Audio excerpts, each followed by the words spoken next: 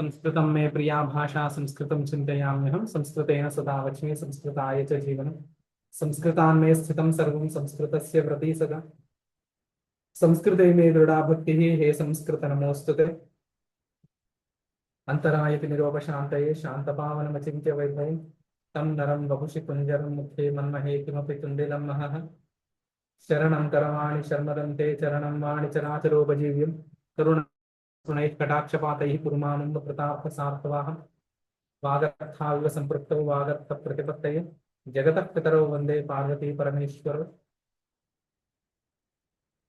शिवाय गुरवे नमः शिवाय गुरवे नमः शिवाय गुरवे नमः श्री विष्णुरूपाय नमः शिवाय श्री काशी विश्वनाथाय नमः शिवाय श्रीमात्रे नमः।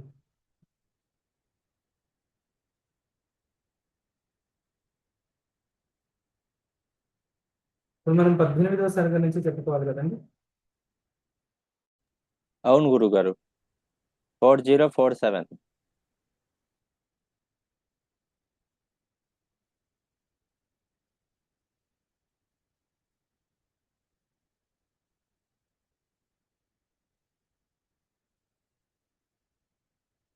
నేను నిన్న చెప్పుకున్న విషయంలో ఏమైనా సందేహాలు ఏమైనా ప్రశ్నలు ఉన్నాయా నిన్న దాకా చెప్పుకున్న విషయంలో?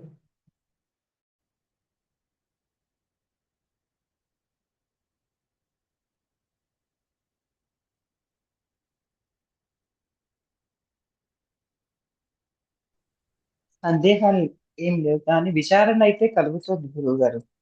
అంటే విచారణ అంటే సందేహాలు అంటూ కాదు, కానీ అది మీరు చెప్తున్న వాటి మీద మాకు ఒక ఆలోచన చేయటానికైతే వస్తుంది. ఏదైనా చేస్తున్నా ఓకే ఇది ఇదా ఇట్లానా అని ఆలోచన అయితే చేస్తున్నాం.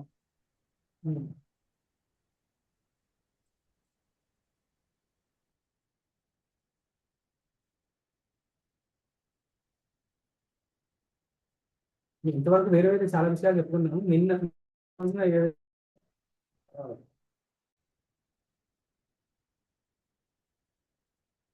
దీనిలో చెప్పుకున్నాము.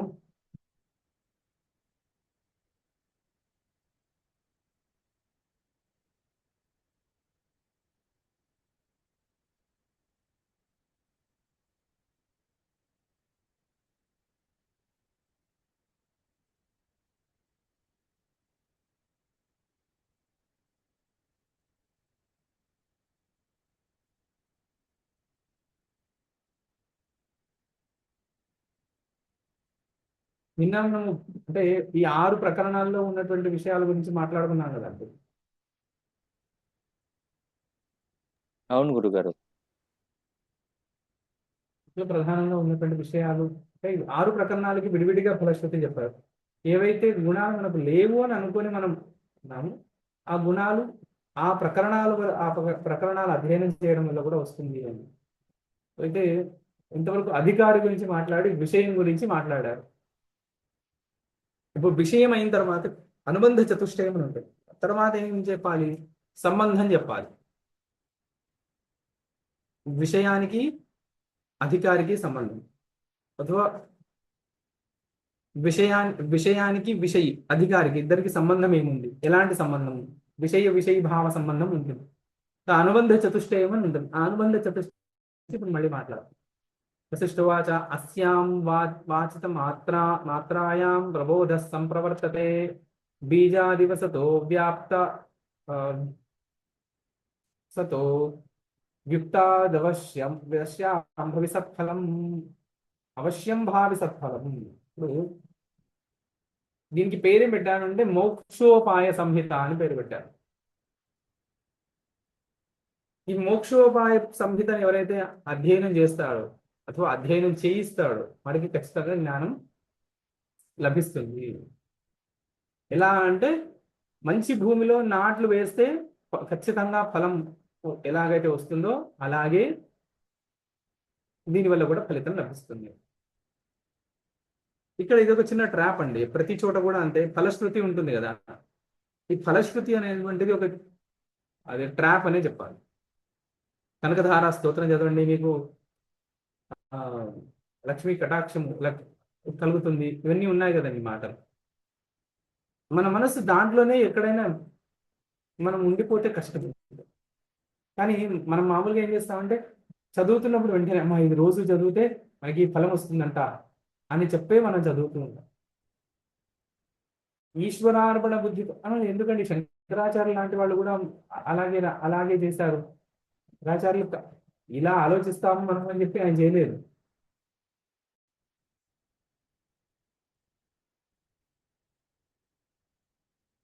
దీనికి ఈ ఫలితాలు ఉన్నాయి. దీనికి దీనికి ఫలితాలు ఉన్నాయి. కానీ ఈ ఫలితాన్ని కూడా ఆశించకుండా ఈశ్వరార్పణ బుద్ధితో మీరు కనుక పారాయణం చేస్తే మీకు దానివల్ల చిత్తశుద్ధి, తద్వారా మోక్షము అని చెప్తూ వచ్చాను.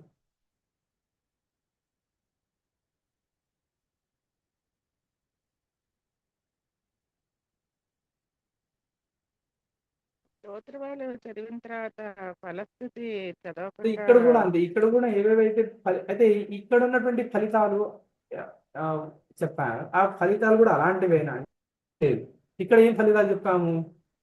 ఈ ఒక్కొక్క ప్రకరణాన్ని అధ్యయనం చేస్తుంటే ఏవైతే మోక్షానికి కావాల్సినటువంటి మోక్షోపాయానికి అనుకూలమైనటువంటి ఫలితాలు ఉన్నాయి, ఆ ఫలితాలు చెప్తారు. కాబట్టి నిర్భయంగా, నిరాటంకంగా ఈ ఫలితాన్ని ఉద్దేశించే మనం ఆ ప్రకరణాన్ని అధ్యయనం చేయవచ్చు.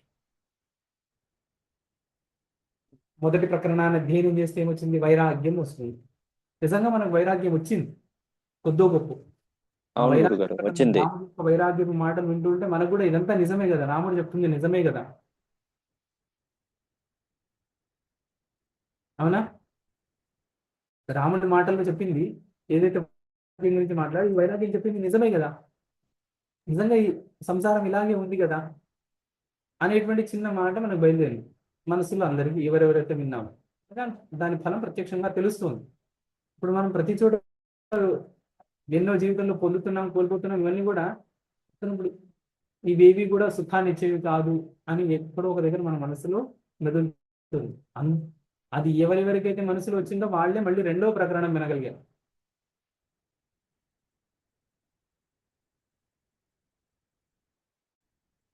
ముముక్షు వ్యవహార ప్రకరణం మనం ఎలా వినగలిగాము అంటే ఎవరెవరికైతే మనసులో వైరాగ్యం ఉత్పత్తి అయ్యిందో వైరాగ్య ప్రకరణం ద్వారా వాళ్ళే ముముక్షు వ్యవహార ప్రకరణంలో ఆ ముముక్షువులు ఎలా ఉంటారు, వైరాగ్యం వస్తే వచ్చింది, నిజంగా సంపూర్ణ వైరాగ్యం వచ్చిన వాళ్ళు వాళ్ళ వ్యవహారం ఎలా ఉంటుంది, వేటి గురించి వాళ్ళు ఇదంతా చేస్తారు, ఏ గుణాలు కలిగే వాళ్ళు ఉంటారు, ఆ గుణాన్ని కూడా వాళ్ళు ఎలా పొందారు, మనం ఎలా పొందొచ్చు, ఆ గుణాల ప్రాధాన్యత ఏంటి, ఇవన్నీ కూడా మనము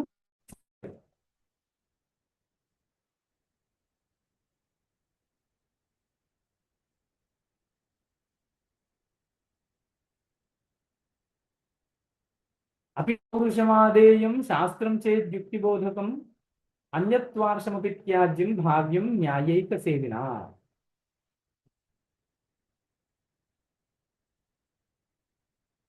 ఒకవేళ తత్వ నిర్ణయానికి అనుకూలమైనటువంటి ఏదైనా శాస్త్రం ఉంటే అది మానవ రచితమైనా కూడా అది గ్రాహ్యం. ఒకవేళ తత్వ నిర్ణయానికి అనుకూలించండి అది వేదాంతర్గతమైనా కూడా త్యాజ్యం అంటున్నారు. అన్యత్వార్షమపి త్యాజ్యం భావ్యం న్యాయైక సేవిన అపి పౌరుషం ఆదేయం శాస్త్రం చేద్ యుక్తి బోధకం. యుక్తిని బోధించేటువంటి శాస్త్రం ఉందనుకోండి, అది మానవ రచితమైనా కూడా దాన్ని స్వీకరించాలి, ఆదేయం స్వీకరించాలి. అన్యత్వార్షమపి త్యాజ్యం భావ్యం న్యాయైక సేవిన. ఆర్షం ఒకవేళ ఆర్షమైనా కూడా, ఒకవేళ ఋషుల చేత ఇక్కడ ఋషుల చేత చెప్పబడింది అయినా కూడా, ఆర్షం చేత చెప్పబడింది అయినా కూడా, ఒకవేళ అది తత్వాన్ని చెప్పకపోతే అది త్యాజ్యమే. అంటే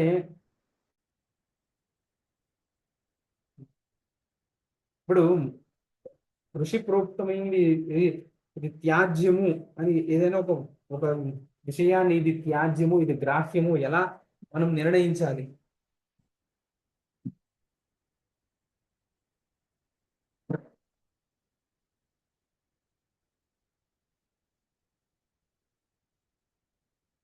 ఒక ఉదాహరణ చెప్తాను. నేను నిన్ననే చెబుదాము ఈ విషయం అనుకున్నాను, కానీ సరే నిన్న సందర్భం లేదు, ఇవాళ ఒక సందర్భం ఉంది కాబట్టి చెప్తాను. ఆర్షము మనుష్ ఆ, మానవ ప్రోక్తమైనా కూడా అది ఎలా ఆదేయం అవుతుంది, లేకపోతే దాన్ని అంటే ఎలా గుర్తించాలి గ్రంథాన్ని? ఏదైనా ఒక గ్రంథాన్ని మనకు అనుకూలమైనటువంటి గ్రంథమా కాదా అని దాన్ని ఎలా గుర్తించాలి? మీకందరికీ ఎవరైనా ఒక వీడియో ఆన్ చేసుకుని నాకు కూడా మీతో కమ్యూనికేట్ చేసినట్టుగా ఉంటుంది.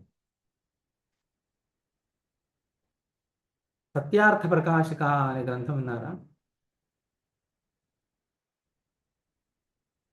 సత్యార్థ ప్రకాశక. విన్నానండి. ఈ సత్యార్థ ప్రకాశం ఎవరిది తెలుసా?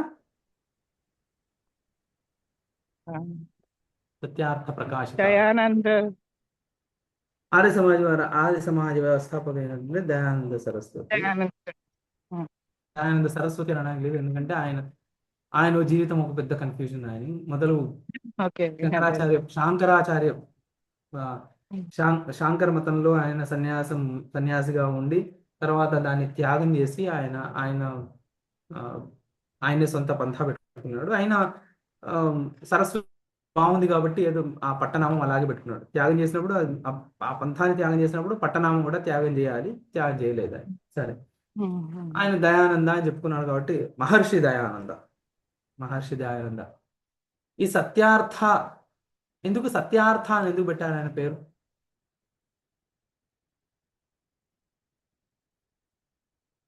దీనికి వచ్చిన హిస్టరీ చెప్తాను. జాన్ మోయర్ అని ఒక MUIRE జాన్ మోయర్ అనే అతను ఒక పుస్తకం రాశాడు. మత పరీక్ష అని ఒక గ్రంథం రాశాడు. ఆయన ఏం చేశాడంటే 2 క్యారెక్టర్స్ని పెట్టుకొని మత పరీక్ష, భారతదేశంలో ఉన్నటువంటి హిందూ మత సమీక్ష. మత పరీక్ష అంటే ఆయన క్రిస్టియానిటీని చేయలేదు, భారతదేశంలో ఉన్నటువంటి మతాన్ని ఆయన ప్రధానంగా తీసుకొని వైదిక మతాన్ని ఆయన పరీక్ష చేశాడు. దాంట్లో 2 క్యారెక్టర్స్ ఉన్నాయి. ఒక క్యారెక్టర్ ఏమో కాశీలో వేద విద్వాన్ అని క్యారెక్టర్ పేరు, రెండవ క్యారెక్టర్ పేరు సత్యార్థి. ఆ వేద విద్వాన్ ఏవేవి చెప్తున్నాడు, వేదం ప్రమాణం అంటే దానికి వీడు ఉల్టా మాట్లాడతాడు. ఆయన వేదంలో ఉన్నవి దాంట్లో ఉన్న పదాలకి ఇలా చెప్పాలి, ఇలా చెప్పకూడదు అని ఆయన చెప్తే దానికి ఉల్టా మాట్లాడతాడు. ఆ సత్యార్థియే ఈ సత్యార్థ. దయానందకు ఆయనకి ఇంగ్లీష్ రాదు, అయితే ఆ జాన్ మోయర్ రాసినటువంటి గ్రంథానికి హిందీ అనువాదం వచ్చింది. ఇది ఎప్పుడు జరిగింది చెప్తున్నానంటే, ఇది జాన్ మోయర్ రాసింది 1858లో ఏమో రాశాడు గ్రంథం. సత్యార్థ ప్రకాశిక ఫస్ట్ ఎడిషన్ వచ్చింది 1870s, 1869, 71, 72 ఆ రేంజ్లో వచ్చింది. ఒకవేళ మొదటి ఎడిషన్ ఎక్కడైనా దొరికితే, ఆర్య సమాజ్లో దొరికినా ఎక్కడైనా దొరికితే కాస్త ఏమైనా వెతికి నాకు కాస్త పంపించడానికి ప్రయత్నం చేయండి. ఇప్పుడు ప్రస్తుతం లభిస్తుంది అయితే 70వ edition, 70th edition, 75th edition ఇప్పుడు ప్రస్తుతం లభిస్తుంది. ఆర్ 70th ఎడిషన్ ఎప్పుడో స్టార్ట్ అయింది, కానీ దానివే చాలా ప్రతులు అమ్ముడుపోయాయి చాలాని. సో గాయత్రి పరివార్, ఇప్పుడు ఆర్య సమాజ్ ఉన్న దాన్ని పేరు మార్చారు, ఏంటంటే గాయత్రి పరివారం పెట్టారు. వీళ్ళవి పైన చూడడానికి అహింస, సదాచారం పైన చూడడానికి బాగుంటాయి, లోపలంతా కూడా పురాణాల పట్ల ద్వేషము, వేదం పట్ల ద్వేషము. వేదంలో ఏమీ లేదు, వేదంలో మంత్రాలకంతా కూడా అర్థం ఇలాగే ఉంటుంది. ఆ భాష్యం ఎంత పేలవంగా రాశారు అంటే చూడంగానే చూస్తున్న వాడికేమో నేనేదో వేద భాష్యం చదువుతున్నాను ఫీలింగ్, నాకేదో పుణ్యం వచ్చేస్తోంది అని చెప్పి. కానీ ఒకవేళ పరిశీలనగా చదివినటువంటి వాడికి, ఆయన సంస్కృతం వచ్చింది దయానందకి, కాబట్టి ఆయన సంస్కృతంలోనే భాష్యం రాశాడు. ఆ సంస్కృత భాష్యాన్ని హిందీలోకి ట్రాన్స్లేట్ చేశారు. సంస్కృత భాష్యానికి హిందీ ట్రాన్స్లేషన్కి సంబంధమే లేదు. మొదటి ఎడిషన్లో ఏం రాశారు అంటే, వేదంలో ఆ, వేదంలో ఈ యాగాలు ఇలా చెప్పబడ్డాయి, కాబట్టి అందరూ వేదాధ్యయనం చేయాలి, అందరూ ఆ, అగ్నిహోత్రము ఇత్యాదులన్నీ చేయాలి. వేదంలో పశువులతో ఇలా హోమం చెప్పబడింది, దాంతో ఈ ఫలితం వస్తుంది అని చెప్పారు, కాబట్టి మా మతాన్ని అనుసరించే వాళ్ళందరూ కూడా ఇలా దీన్ని చెయ్యాలి అని చెప్పి చేశారు. తర్వాత వచ్చేటప్పటికి అర్థమైపోయింది ఇది అంటే అహింస వీటన్నిటి అంటే ఇప్పుడు వేదం సంపూర్ణంగా నమ్మిన వాడికి ఆ ఇవి డిఫైన్ చేసుకోవడం చాలా ఈజీ. మీమాంస శాస్త్రం ప్రకారం డిఫైన్ చేసుకోవడం ఈజీ, వేదానికి చెప్పగలిగినట్టు. ఈయనకి అలా లేదు, ఉద్దేశం అది లేదు. వేదాన్ని కించపరిచి చూపించడం ప్రధాన ఉద్దేశంగా ఉంది, కాబట్టి ఈయన డిఫైన్ చేసుకోలేక వచ్చేవాడికి అది తీసేశాడు. ఎందుకు తీసేశారు, మొదట్లో మీరు ఎందుకు ఒప్పుకున్నారు, ఇప్పుడు ఎందుకు తీసేశారు అంటే, ఆ ప్రింట్ వేసేవాడు తప్పు వేశాడు అందుకే తీసేసాము. అచ్చు తప్పులు ఉంటే అక్షరాల తప్పులు ఉంటాయి. ప్రింట్ వేసేవాడికి సంస్కృతం రాదుగా, మీరు భాష్యం మీరు రాశారు, యజుర్వేదానికి శుక్లయజుర్వేదానికి భాష్యాన్ని మీరు రాశారు. మీరు రాసిన భాష్యము మీరు చెప్పినట్టుగా ఉండకుండా వాడేవాడు ప్రింట్ వేసిన వాడు ఎలా చేస్తాడు అంటే వీళ్ళు ఇచ్చినటువంటి సంజాయిషి. అయితే ఇక్కడ ఒకటి గమనించాల్సిన విషయం ఏంటి అంటే, దయానంద గురించి ఇప్పుడు టెలిగ్రాఫ్ లండన్ నుంచి ప్రచురం అయ్యేది. టెలిగ్రాఫ్ పేపర్లో ఒక పెద్ద ఆర్టికల్ వచ్చింది. ఎవరు రాశారంటే రిచ్మండ్ అనే అతను రాశాడు, ఒక ఆర్టికల్ పెద్ద రాశాడు. ఏం రాశాడు అంటే, ఇప్పుడు జాన్ మోయర్ ఏదైతే భారతదేశంలో వైదిక మతం ఏదైతే ఉందో దాన్ని అంటిపెట్టుకొని గట్టిగా పట్టుకొని అక్కడ 200 సంవత్సరాల తర్వాత కూడా ఇంకా క్రిస్టియానిటీకి కన్వర్ట్ అవ్వకుండా గట్టిగా పట్టుకొని వైదిక మతాన్ని అవలంబిస్తున్న వాళ్ళందరూ ఉన్నారు. జాన్ మోయర్ మత ప్రకాశ చదివి కొంతమంది మారినా కూడా only Dayananda can actually take this movement forward and convert, bring all the Hindus closer towards Christianity.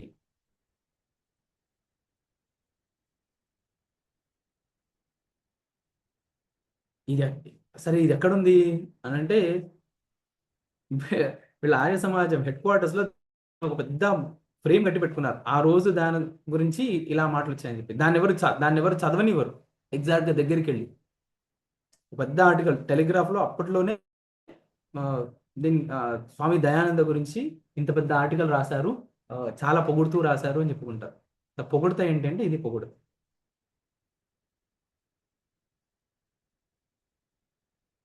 ఇప్పుడు ఆ గ్రంథాన్ని మనం ప్రమాణంగా తీసుకోవచ్చా?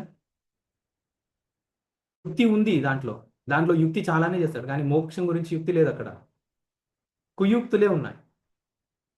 ఇప్పుడు పౌరుషం ఆదేయం శాస్త్రం చేతి యుక్తి బోధకం అంటే మేము కూడా యుక్తే చెప్తున్నాము, మేమందరినీ కూడా జ్ఞానం వైపు తీసుకెళ్తున్నాము, కర్మకాండ నుంచి అందరినీ మేము జ్ఞానకాండ వైపు తీసుకెళ్తుంటే నువ్వు వేదంలో ఎక్కడ జ్ఞానం గురించి మాట్లాడారో దాన్ని ఆధారంగా చేసుకొని మాట్లాడు. ఎక్కడైతే కర్మకాండ గురించి చెప్పారో ఆ కర్మకాండ భాగాన్ని దాని ముట్టదు. కర్మకాండ అవసరం లేదు కదా. లేదు మేము కర్మకాండ ద్వారా జ్ఞానకాండ అంటే అక్కడ ఎలా చెప్పారో అలాగే చేయాలి. సరే, అది రెండవది. శ్రీల ప్రభుపాద భగవద్గీతకి భాగవతానికి ఆయన పెద్ద పెద్ద గ్రంథాలు రాసేశాడు, వ్యాఖ్యానాలు. నేను నా రాత్రి పోస్ట్ చేసినట్టున్నాను మీకు. బైబిల్ ఆయన ప్రవచనాలు అయితే నేను పెద్దగా దాంట్లో రీసెర్చ్ చేయాల్సిన అవసరం ఏం లేదు. ఆయన ప్రవచనాలు కూడా ట్రాన్స్క్రిప్ట్ చేసి వాళ్ళే ఇస్కాన్ వాళ్ళే వెబ్సైట్లో పెట్టారని. దాంట్లో ప్రతి ప్రవచనంలో భగవద్గీత భాగవతము రెండు ఖురాన్ అండ్ బైబిల్కి ఈక్వల్ అని అంటాడు ఆయన. కానీ శివుడిని ఒప్పుకోము, దుర్గాని ఒప్పుకోము, రాముణ్ణి కూడా ఒప్పుకోము, వశిష్ఠుడిని ఒప్పుకోము, వామదేవుణ్ణి ఒప్పుకోము, జమదగ్నిని ఒప్పుకోము. మా మహర్షులు ఎవ్వరూ నేను ఒక్కడే భక్తుడు అంటాడు. అసలు కృష్ణుడికి భక్తుడు అనేవారు అంటే మొదటి భక్తుడిని నేనే అంటాడు ఆయన, శ్రీల ప్రభుపాద. ఇలాంటి వాళ్ళ గ్రంథాన్ని మనం పాటించవచ్చా? అయితే ఇక్కడ మనకు ఈ వివేచన లేకపోతే యుక్తి ఉందా యుక్తి లేదా అన్నప్పుడు మొదలు ఆర్ష గ్రంథాలు మొదలు అంటే ఋషులు ఎవరైతే మహర్షి అని చెప్పు. ఇప్పుడు కలియుగంలో ఎవరు మహర్షి లేరండి. మహర్షి మహేష్ యోగి అని పేరు పెట్టుకున్నంత మాత్రం చేత ఆయన మహర్షి అవ్వలేదు. మహర్షి దయానంద అని పెట్టుకున్నంత చేత ఆయన మహర్షి అవ్వలేదు. ఇంకెవరో ఉన్నారు ఆయన ఇక్కడ గుంటూరు ప్రాంతంలో రమణానంద మహర్షి అని పేరు పెట్టుకున్న మహర్షి రాఘవ వీళ్ళెవరు మహర్షులు కాదు. కాబట్టి మనం కలియుగంలో ఎవరు మహర్షులు లేరండి. అట్లా అంటే పెట్టుకోండి, శంకరాచార్యులు మహర్షి అని పెట్టుకోకూడదా ఏంటి? ఆయనకి తర్వాత కాలంలో ఆయనకి జగద్గురు అని పట్టా ఇచ్చారు, కానీ ఆయన ఉన్నప్పుడు అవన్నీ అసలు ఆ పట్టాలకి వాటికి అన్నిటికీ కూడా అతీతు. కాబట్టి ఇప్పుడు మహర్షి అనేప్పుడు ఎప్పుడు రావాలి? వేరే వాళ్ళు చెప్పాలి. నేను సంతకం కూడా మహర్షి దయానంద అని చేశానంటే, నేను కూడా రేపటి నుంచి ఏమైనా మహర్షి రఘురామన్ చేశానంటే నన్ను కూడా మీరు నమ్మకూడదు. నాకేమైనా ముందు రేపు రోజు ఎప్పుడైనా అహంకారం కట్టలు తెంచుకొని నదుల్లాగా ఏరుల్లాగా పొంగి ప్రవహిస్తున్నప్పుడు నేను కూడా మహర్షి రఘురామన్ సంతకం పెట్టాను అనుకోండి, నన్ను అందరూ రాళ్లతో కొట్టి చంపుదురు కాక. కలియుగంలో మహర్షి అని పెట్టుకోవడానికి ఎవ్వరికీ అధికారం లేదు. అట్లా పెట్టుకుంటే శంకరాచార్యులు పెట్టుకోకూడదా అంటే మహర్షి అని?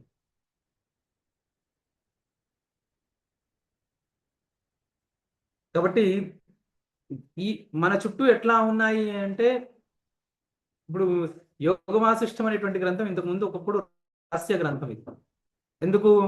ఒక్కొక్క ప్రకరణం అధ్యయనం చేస్తూ ఒక్కొక్క ప్రకరణం వింటూ ఉంటేనే మోక్షానికి కావాల్సినటువంటి ఆత్మగుణాలు ఒక్కొక్కటి వచ్చేస్తుంటాయి.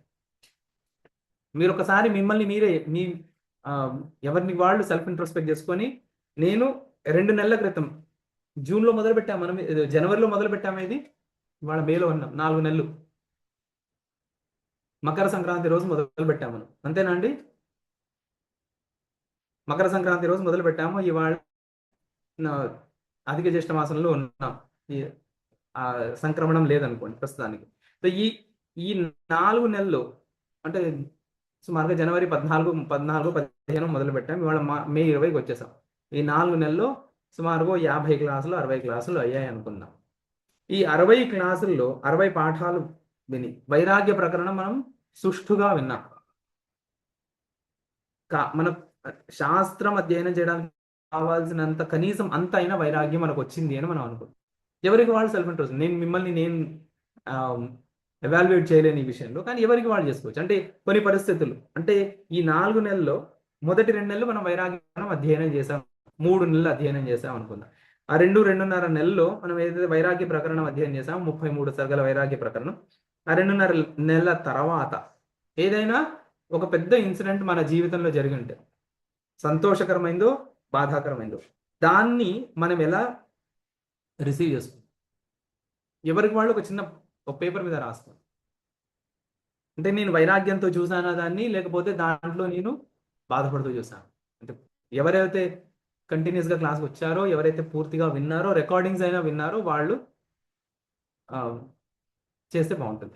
సో ఈ పని చేసి, అంటే సంతోషకరమైనవి జరిగి ఉండొచ్చు, లేదా దుఃఖాన్ని కలిగించేవైనా కలిగి ఉండొచ్చు. ఈ రెండిట్లలో నేను ఎలా రియాక్ట్ అయ్యాను? దుఃఖేషు అనుద్విగ్నమనాః సుఖేషు విగత స్పృహ, ఈ 2 రకాలుగానే ఉన్నాము. దీనికే వైరాగ్యం కదా. సో అట్లీస్ట్ అంటే ఏ లెవెల్లో మనం వైరాగ్యం ప్రకటించాం? పక్కవాడి డబ్బులు పోతే 1 లక్ష రూపాయలు పోయాయంటే పోయాయి లేరా, వాడి డబ్బులు మళ్ళీ సంపాదించుకోవచ్చు అన్నామా? లేదా నావే 1 లక్ష రూపాయలు పోతే పోయాయిలే, నా కర్మానుసారం పోయాయి, ఇప్పుడు మళ్ళీ దాన్ని సంపాదించాలని ధైర్యం తెచ్చుకున్నామా? ఇది ఒక్కసారి ఎవరైనా ఒక పేపర్ మీద రాసుకొని చూడండి. అథవా రాయడానికి ఇబ్బందిగా ఉంటే ఒకసారి అద్దం ముందు నిలబడి, ఈ సందర్భం ఇలా, దాంట్లో నేను ఇలా రియాక్ట్ అయ్యాను, ఇలా రియాక్ట్ అవ్వలేదు, ఇలా రియాక్ట్ అయ్యింటే బాగుండేదని నాకు అనిపిస్తుంది అంటే, మీకు అప్పుడు మనకి ఆ వైరాగ్యం అంటే కొద్దిగానే అలవడుతుంది. ఇది కూడా మళ్ళీ ఏంటంటే, కొంతమందికి వింటూ ఉన్నప్పుడే వచ్చేసి ఉండొచ్చు, కొంతమందికి వింటూ రావచ్చు. ఇది పురాకృతమైనటువంటి ఎవరెవరి కర్మానుసారమే వస్తుంది. మనం ఇక్కడ అయితే ఇలాంటి గుప్తమైనటువంటి గ్రంథము ఇప్పుడు కలియుగంలో వచ్చేటంటే ఇలాంటి చాలా గుప్తమైనటువంటి గ్రంథాలు కూడా అన్ని అందరిలో వచ్చేసాయి గ్రంథాలు. ఒకప్పుడు సిస్టమ్ అధ్యయనం చేయాలి అంటే ఒక గురువు దగ్గరికి వెళ్ళి అన్ని సంపూర్ణంగా అన్ని త్యజించి ఇక వాళ్ళ దగ్గర కూర్చొని కొన్ని సంవత్సరాలు వాళ్ళకి సేవ చేస్తే వాళ్ళు ఏదో కొంచెం వినిపించేవాళ్ళు. గ్రంథం ఇప్పుడు గ్రంథం రూపకంలో వచ్చింది కాబట్టి మనం దీని గురించి మాట్లాడుకుంటున్నాం. మన పురాకృత పుణ్యం ఉంది కాబట్టి మన పనులు మనం చేసుకుంటూ ఇవేవి ప్రస్తుతం వదలకున్నా కూడా మనం వీటికి కావాల్సినవన్నీ వింటున్నాం. అయితే ఇంత సులభంగా జ్ఞానం ఉన్నప్పుడు దాని చుట్టూ ట్రాప్స్ కూడా అలాగే ఉంటాయి కదండి. ఓ నిధి ఉంది అంటే నిధి చుట్టూ ఎలాగూ ఆ నిధి చేరకుండా ఉండడానికి కొరకు 100 రకాల ట్రాప్స్ ఉంటాయి. మామూలు ప్రధానం ఏంటంటే ఓ పాములను వదులుతారు, అక్కడ సర్పబంధం చేస్తారు. ఓ పెద్ద నిధి పెట్టారంటే దానికి ఒక సర్పబంధం చేస్తారు. ఆ పాములు ఎలాంటివి అంటే సౌత్ ఆఫ్రికా అక్కడంతా బ్లాక్ మాంబా అని ఉంటుంది. అది కాటేయాల్సిన అవసరం లేదు, అంత దూరం నుంచి విషం చిమ్మగలుగుతుంది. విషాన్ని అది ప్రొజెక్ట్ చేయగలుగుతుంది, దాని నోట్లో నుంచి ఇట్లా ఉమ్మేయగలదు. అలాంటి పాము అలాంటివి ఉంటాయి. దానికి కర్కోట నాగాలని చెప్పేసి పేరు. అలాంటి పాములని ఏం చేస్తారంటే నిధికి బంధం చేస్తారు. లేదా కొన్ని ఏం చేస్తారు అంటే కొన్ని పిశాచ బంధం చేస్తారు, భూత బంధం చేస్తారు. ఆ పిశాచ బంధం చేస్తే ఏమవుతుందంటే నిధి ఒకవేళ తీసాము అనుకోండి, తీసిన దగ్గర నుంచి ఒకవేళ తీసుకొచ్చి పెట్టాము ఇంట్లో అంటే ఇంకా ఇంట్లో ఎవరో 10 మంది గజ్జలు పెద్ద పెద్ద గజ్జలు వేసుకొని పరిగెడుతున్నట్టు అట్టహాసాలు, అరుపులు, ఏడుపులు, మొత్తానికి అది వాడు వాడకుండా ఉండడానికి వాడిని ఎలా భయపెట్టాలో అలా అంతా భయపెడుతూ ఉంటారు. ఇది నిధికి చేస్తారు. ఇప్పుడు వేదాంతం కూడా ఒక నిధే కదండి. ప్రకృతియే ఇవన్నీ కూడా ట్రాప్స్ పెట్టింది అనుకుందాం. వాళ్ళు ఎవరో చేశారు, సరే నేను చెప్పిండొచ్చు ఇంతకుముందు, ఇది ఆర్ద్రం లేచుడి యొక్క ప్రభావం చేత వీళ్ళందరూ చేస్తున్నారని చెప్పేసి. వాళ్ళందరూ ఎందుకు చేయాల్సి వచ్చింది అంటే మనం ఇంతకుముందు భయపడిపోయాం, అయ్యో ఇంకా తన ప్రభావం నుంచి మనం బయటికి రాలేము. అవన్నీ కూడా ఎందుకు చేయాల్సి వచ్చింది? ప్రకృతి సహకరిస్తేనే అతను చేశాడు. ప్రకృతి ఎందుకు సహకరించింది అంటే ఇప్పుడు జ్ఞానం సులభంగా దొరుకుతున్నటువంటి సులభంగా ఉన్నటువంటి జ్ఞానం దగ్గరికి ఎవరెవరిని తీసుకురావాలి, ఎవరిని తీసుకురాకూడదు, ఎవరికి జ్ఞానం అందించాలి, ఎవరికి జ్ఞానం అందించకూడదు అనేటువంటి నియమాన్ని అనుసరించి ఇవన్నీ ఉన్నాయి. ఇట్లాంటి సమాజాలు చాలానే ఉన్నాయి. ఇంతకుముందు చాలా సార్లు చెప్పాను కూడా. ఇప్పుడు ఎవరెవరో చాలా చాలా పెద్ద పెద్ద సంఘ సంస్కర్తలు వీళ్ళని మనం అలా చదివి వాళ్ళ పట్ల ఓ గొప్ప భావాలు పెట్టుకొని ఉన్నాం. వాళ్ళెవరూ అంత పెద్ద సంఘ సంస్కర్తలు ఏమీ కాదు. వాళ్ళ రోజు వాళ్ళని అయితే భగవద్గీతకి వ్యాఖ్యానం రాశారు, భగవద్గీతకి భాష్యం రాశారు అన్నది మాత్రం చేత వాళ్ళు ఋషితుల్య. భాగవతానికి ఆయన వ్యాఖ్యానం రాశాడు భాగవతం అన్న మాత్రం చేత వాళ్ళు ఋషితుల్యులు. కాబట్టి ఎవరి వాక్యాల్ని వినాలి, ఎవరి మాటల్ని వినాలి, ఎవరి మాటల్ని వినకూడదు అనేటువంటిది ఎవరికి వాళ్ళే అర్థం చేసుకో. ప్రతి క్షణము సతర్కంగా ఉండు, సతర్క్సే రహనా చెయ్యి అంటారు ఇందులో. అంటే తర్కంతో చేయాలి, అంటే ఇది ఇతని పాటించాలా వద్దా, గుడ్డిగా ప్రతి ఒక్కరిని నమ్మేయకూడదు. ఇంత లేదు కదండి, ఇంత సమయం మన దగ్గర ఎక్కడుందండి, ఇంత జ్ఞానం ఎక్కడుంది, ఇంత ఏదో మా జీవితాలు మర్చిపోతూ ఉన్నాయి, దాంట్లో మధ్యలో ఎవరైనా మంచి మాట చెప్తే దాన్ని ఫాలో అయిపోతున్నాం కదా.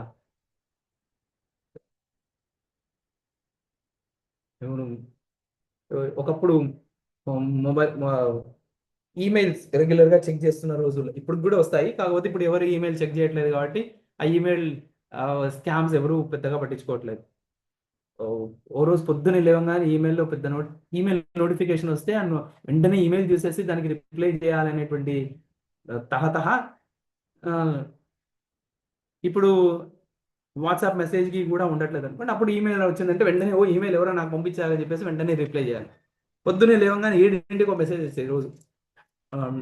నేను నైజీరియా నుంచి నేను రాజుని మాట్లాడుతున్నాను, మా దగ్గర ఇక్కడ మిలిటరీ రూల్ రావడంతో, డిక్టేటర్షిప్ రావడంతో మా ఫారెన్ అసెట్స్ అన్ని ఫ్రీజ్ అయిపోయాయి. మా కొన్ని అసెట్స్ కొన్ని ఇండియాలో ఉండిపోయాయి, అవి కూడా ఫ్రీజ్ చేశారు. మీరు అవి ఏమైనా అన్లాక్ చేయించగలిగితే ఏం లేదు, మీరు వెళ్ళి నేను మీకు ఈ లెటర్ ఇస్తున్నాను, ఈ లెటర్ తీసుకెళ్ళి అక్కడ మీరు ఇచ్చేస్తే ఆ లెటర్ మీకు చూసి మీకు ఆ మొత్తం 10 కోట్లు 20,000 కోట్లు ఎంతో అమౌంట్, పెద్దగా అమౌంట్ చెప్పేసి అవి మీకు ట్రాన్స్ఫర్ అయిపోతాయి. దాంట్లో మీరు నాకు ఎక్కువ అవసరం లేదు, నాకు 10,000 కోట్లు అవసరం లేదు, నాకు కేవలం దాంట్లో 10 కోట్లు మాత్రమే చాలు, మిగతావి మొత్తం అంటే ఎంతమంది వెంటబడి వాడు ఏం చేస్తాడు, నేను నాకు లెటర్ ఇవ్వాలి అంటే నేను ఇప్పుడు నాకు ఒక 10 లక్షల రూపాయలు అర్జెంట్ కావాలి అంటే 10 లక్షల రూపాయలు పంపించాడు, ఆ లెటర్ రాలేదు, వీడికి 10,000 కోట్లు రాలేదు. అయితే ఇప్పుడు అలాంటివి నమ్ముతున్నాము మనం? ఒకప్పుడు నమ్మారు జనాలు, చాలా మంది డబ్బులు పోగొట్టుకున్నారు. ఇప్పుడు నైజీరియా అని ఎక్కడైనా పేరు విన్నారంటే ఫస్ట్ అది జెన్యున్ అయినా కూడా దాన్ని ఎవరు పట్టించుకోవట్లేదు.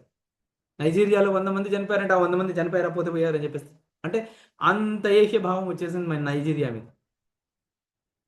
దీంట్లో వాళ్ళ నైజీరియన్ గవర్నమెంట్ కూడా వాళ్ళకి సపోర్ట్ చేసింది ఆ స్కామ్స్టర్స్కి. ఎందుకు? దానివల్ల గవర్నమెంట్ కూడా డబ్బులు వస్తున్నాయి కాబట్టి. అది అంటే ఇక్కడ కూడా అంతే, ధర్మం పేరు మీద చెప్పేటువంటి స్కామ్. భగవద్గీతకి వ్యాఖ్యానం రాశారు అనగానే మనం వెంటనే బాల్ గంగాధర్ తిలక్ నేను ఎత్తిన పెట్టుకుంటాం. బాల్ గంగాధర్ తిలక్ ఏం రాశాడు భగవద్గీతకి? మొత్తం భగవద్గీత భాష్యం అర్థం చేసి దాన్ని కంపారిటివ్ స్టడీ చేస్తే అర్థమవుతుంది. ఏ శ్లోకానికి ఎక్కడో ఒక దగ్గర 2-3 శ్లోకాలకి బాగా చెప్పాడు, దాన్ని హైలైట్ చేసుకొని మొత్తం అంతా గ్రంథం అంతా కూడా చాలా బాగా రాసింటాడు అని అంటే అది ఉపయోగం లేదు. కాబట్టి యుక్తి బోధకం అంటే భగవద్గీత కంటే యుక్తి బోధకం ఇంకేముంటుంది? భగవద్గీత భాష్యం కంటే యుక్తి బోధకం ఏముంటుంది? కాబట్టి ఇక్కడ మీరు చెప్పేశారు కదా, పౌరుషం ఆదేయం శాస్త్రం చేతి యుక్తి బోధకం అంటే, కాబట్టి ఎవరెవరు భగవద్గీత భాష్యం రాశారో వాళ్ళందరిది నేను గ్రహిస్తాను అంటే చాలా పెద్ద తప్పు చేస్తాను. కాబట్టి యుక్తి బోధకం అయినా కూడా దాన్ని యుక్తి ఆలోచించి తీసుకోవాలి. యుక్తియుక్తం ఉపాదేయం వచనం బాలకాదపి అన్యతృణమివత్యాజ్యం అపి యుక్తం పద్మజన్మన. ఒకవేళ బ్రహ్మగారిగా చెప్పి అది యుక్తియుక్తం కాకపోతే దాన్ని బ్రహ్మగారు చెప్పినా వదిలేయాలి. ఒకవేళ యుక్తియుక్తం అయితే బాలకుడు తీసుకోవాలి అని అంటే వెంటనే మీరు ఇవి చెప్పాం కదా అని చెప్పి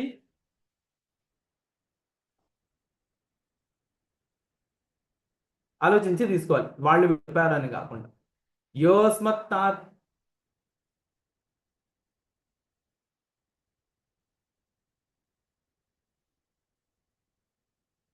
యోస్మత్తాదస్య కూపోయమితి కౌపం ప్రత్యపః త్యక్త్వా గాంగం పురస్థం కోనాశాస్త్యే అతిరాగిణం. ఎదురుగా ఉన్నటువంటి గాంగం పురంధం, ఇది నా తాత తవ్విన నుయ్యి, ఆ నూతి నీళ్ళే తాగుతాను అని అనుకుని ఎవడైతే కూర్చొని ఎదురుగా గంగ ఉన్నా కూడా ఆ గంగ నీళ్లు తాగకుండా వాడికి ఎవరు ఉపదేశించాలి? ఇది ఎంత పెద్ద మాట అంటే, ఇది మా పూర్వీకులు ఎవరు చేయలేదండి. ఏదైనా మంచి పని చెప్పామనుకోండి, ఈ వ్రతం చేసుకోండి అథవా ఏదండి సకాలంలో ఉపనయనం చేయండి అంటే, మా ఇంట్లో ఉపనయనం వచ్చి రాలేదండి, అందుకే ఉపనయనం మేము పెళ్ళప్పుడే చేస్తాము. ఈవెన్ అలాంటి వాళ్ళకి ఏం ఉపదేశం చేస్తాం అండి? రామాయణం చదవండి. రామాయణం చదివితే ఇంట్లో గొడవలు వస్తాయంటండి. మహాభారతం చదివితే భార్యాభర్తలు విడిపోతారంటండి, అన్నదమ్ములు విడిపోతారంట. ఎవరు చెప్పారు? కోటి ఇండ్లలో ఎవరో ఒక్కడి ఇంట్లో జరిగింది, దానికి మహాభారతానికి సంబంధం లేదు. అంటే అసలు మహాభారతం చదవని ఇళ్లలో అసలు అన్నదమ్ములు భార్యాభర్తలు ఎక్కడ విడిపోవట్లేదా? వీడి కర్మకి మహాభారతాన్ని రామాయణాన్ని బాధ్యత చేస్తే ఉపయోగం ఏంటి?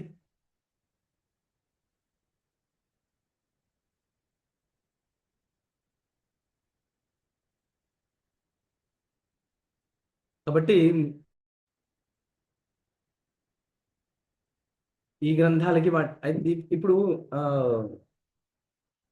ఇలాంటి ఎదురుగా ఉన్నటువంటి యోగ వాసిష్ఠానికి కూడా చాలానే ఉండేవండి అపోహలు. ఈ మధ్య అసలు ఈ గ్రంథాన్ని అధ్యయనం చేసేవాడు లేకుండా అయిపోయిన ఒక కాలం వచ్చిన తర్వాత ఆ అపోహలన్నీ దూరం పోయాయి. కానీ యోగ వాసిష్ఠం చదివితే అదైపోతుందంట, ఇదైపోతుందంట, సన్యాసులు అయిపోతారంట, సంసారాన్ని వదిలేస్తారంట, చాలానే విన్నాను. ఎక్కడైనా నాకంటే వయసులో పెద్దవాళ్ళు చాలా మంది ఉన్నారు, మీరు ఎవరైనా వినింటే చెప్పాలి. నా వయసుకి నా అనుభవంలో నేను ఎందుకంటే ఈ ఈ ఓ 20 సంవత్సరాల్లో యోగ వాసిష్టం గురించి మాట్లాడిన వాళ్ళని కూడా నేను చూడలేదు. యోగ వాసిష్టం ఒక గ్రంథం ఉంది అంతే. యోగ వాసిష్టం గ్రంథం కూడా ఎంతమంది ఇళ్లలో ఉందో కూడా తెలియదు. అక్కడెక్కడ ఎవరి ఇళ్లలోనైనా రామాయణం దొరికితే దొరకొచ్చే యోగ వాసిష్టం ఎక్కడైనా ఉంది అని కూడా నేను ఇంతవరకు చాలా తక్కువ మంది ఇళ్లలో చూశాను. యోగ వాసిష్టం ఏదైతే సన్యాసులు అయిపోతారంట, సంసారాన్ని వదిలేస్తారంట, ఇలా ఏమో చాలానే విన్నాను. మా అంటే ఇంట్లో ఉండేది గురువు గారు. మా మామ చదువుతుండేది. ఏమన్నారండి? మా ఇంట్లో ఉండేది, మా మామ చదువుతుండేది. హ్మ్.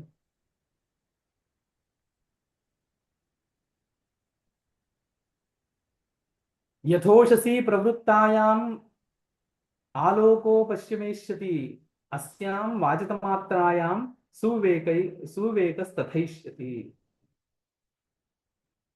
ఉషఃకాలంలో ఎలాగైతే వెలుతురు తప్పకుండా వస్తుందో, చీకటి నశించి వెలుతురు వస్తామో, అస్యాం వాచితమాత్రాయాం ఎవరికి చదివితేనే వివేకం కలుగుతుంది. ఇంకా దీన్ని అధ్యయనం చేస్తే, చదవడం వేరు, అధ్యయనం చేయడం వేరు. మీకు ఆ రెండింటికి డిఫరెన్స్ అర్థమైపోయింది.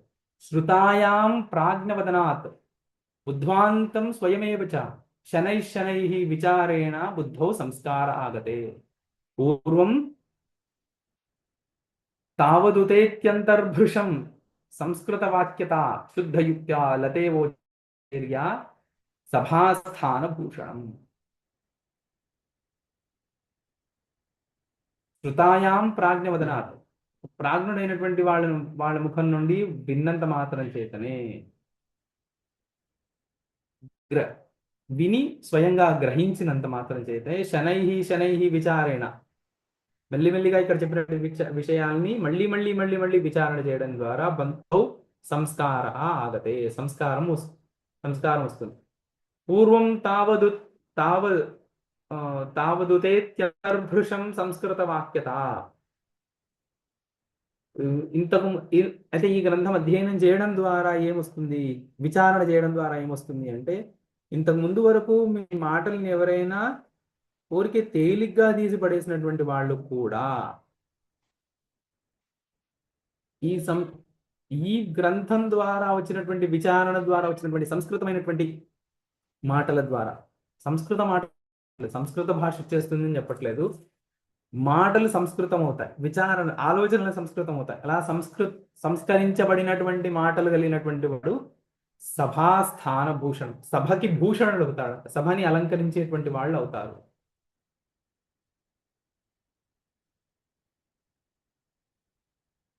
పరా నాగరతో దేవి మహత్వ గుణశాలిని సా యయా స్నేహమాయాంతి రాజో హ్యమరాపి.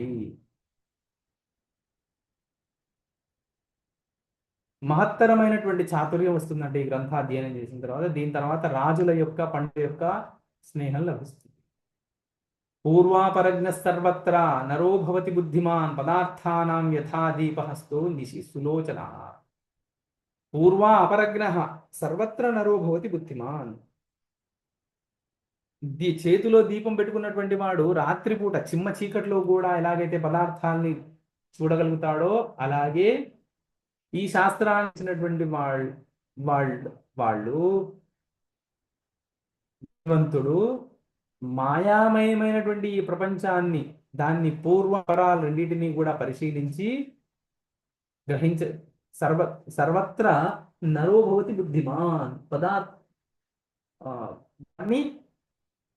సమస్త పదార్థాల యొక్క తత్వాన్ని కూడా సరిగ్గా గ్రహించగలుగుతాడు. లోభమోహాదయో దోషాస్ తావనం యాస్త్యలం శనైః ధియో దిశః సమాసన్ అశరదోమిహికాయథ.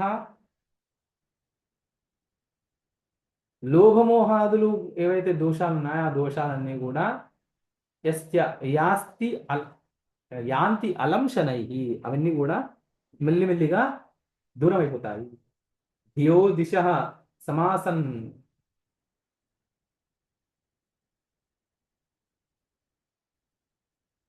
సమాసన్న శరదో మిహికా యథా.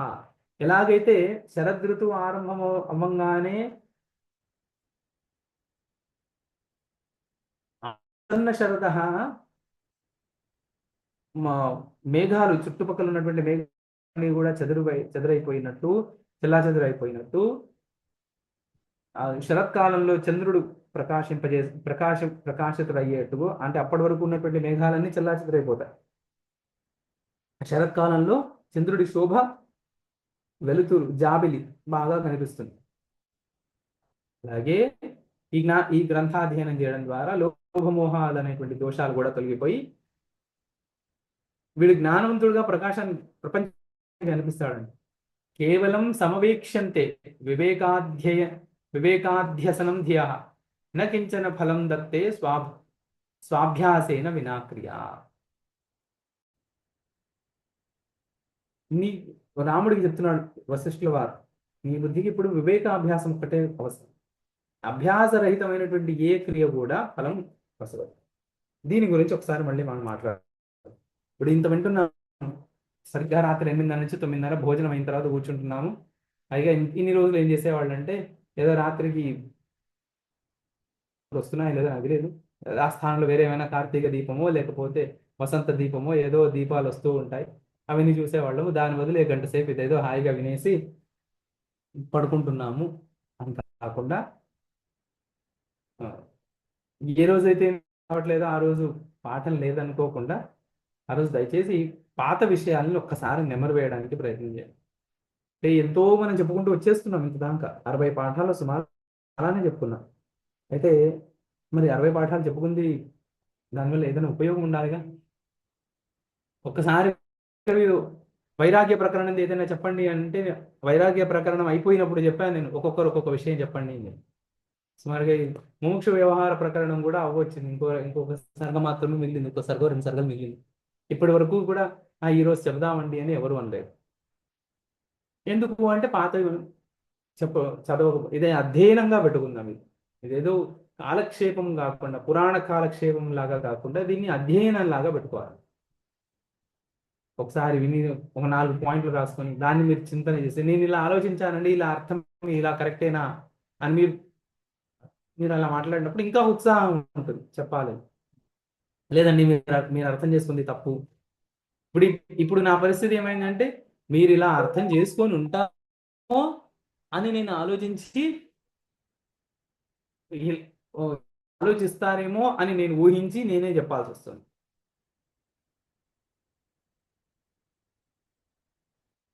ఇలా ఆలోచించే వాళ్ళు ఉంటారు, ఇలా ఆలోచించే వాళ్ళు ఉండేవాళ్ళు. ఇంతకుముందు ఈ గ్రంథం డిస్కస్ చేసినప్పుడు అక్కడ ఏమైనా గుర్తుకు వస్తే చెప్పడం, గుర్తుకు రాకపోతే చెప్పలేకపోతే. కాబట్టి మీరు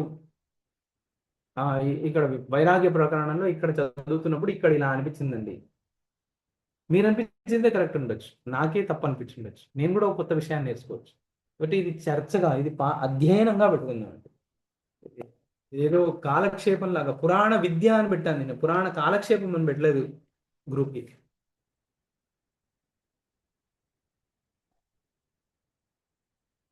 శ్లోకాలు కూడా కనీసం ఒకసారి చూసి చదవడం ప్రారంభం చేసుకోండి. ఇది ఒకవేళ పీడిఎఫ్గా అలాగా చేసి ఇవ్వమంటే పీడిఎఫ్గా అలాగా చేసిస్తాము. కాస్త హాయిగా మీకు చదువుకోవడం ఉందంటే ప్రింట్ తీసుకొని చదువుకోవడానికి చూడండి. ప్రస్తుతం మీ గ్రంథాలు ఇవి ప్రింట్లో లేవు. ఎవరంటే ఇప్పుడు ఎంతంటే పెద్ద పెద్ద గ్రంథాలు ప్రింట్ చేసే వాళ్ళు కూడా ఎవరు లేరు. ప్రింట్ చేసినా 1000 కాపీలు చేస్తారు, 1000 కాపీలు మనకు అందం కూడా అందవు. కాబట్టి మేమందరం రిక్వెస్ట్, ఎవరికి కావాలో వాళ్ళు ప్రింట్ తీసుకోండి, అప్పుడప్పుడు ఒకసారి చదువుతూ ఉండండి. ఈ అభ్యాసము లేక, రాముడి లాంటి వాడికే అభ్యాసం కావాలి అంటే అభ్యాస యోగేన కౌంతేయ, అభ్యాసం ఉండాలి. విన్నంత మాత్రం చేత వచ్చేదండి, విన్నంత మాత్రం చేత ఏదో ఒక ఫలితం ఉంటుంది, కానీ కావాల్సిన ఫలితం ఉండదు.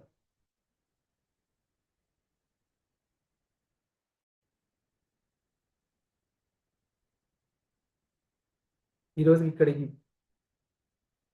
కేవలం సమవేక్షంతే వివేకాధ్యసనం దివా నగించన ఫలం స్వాభావ్యన వినా క్రియ, అభ్యాసరహితమైనటువంటి ఏ క్రియ కూడా ఫలాన్ని ఇవ్వదు. మనం కావాల్సిన ఫలాన్ని కోరుకునే వాళ్ళమైతే ఖచ్చితంగా అభ్యాసం చేయాలి. మనఃప్రసాదమాయాతి శరదేవ మహత్సరః పరం సామ్యం ఉపాదత్తే నిర్మందర ఇవానువ.